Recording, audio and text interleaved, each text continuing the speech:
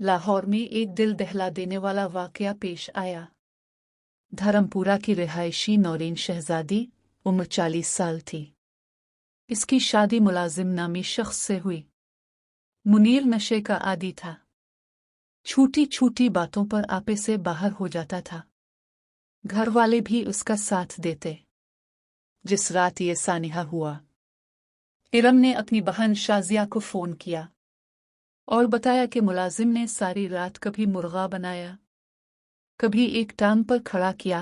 शाजिया और भाई शहराज अपनी बहन की मदद के लिए वहां पहुंचे। उन्होंने मुनीर को समझाने की कोशिश की, लेकिन मुलाजिम कमरे में गया, गेंद निकाली और आकर अपनी बीवी नौरीन के सर पर गोली मार दी।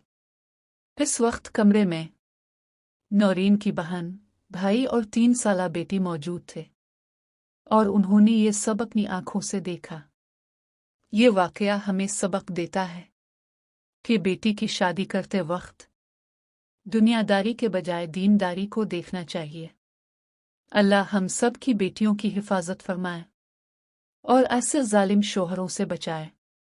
अगर आप चाहते हैं कि मज़ीद हक़ाइक़ पर मबनी इस्लामी और इस्लाही वीडियोज़ अब तक पहुंचती रहे, तो चैनल को सब्सक्राइब करें, वीडियो को लाइक और शेयर ज़रूर करें।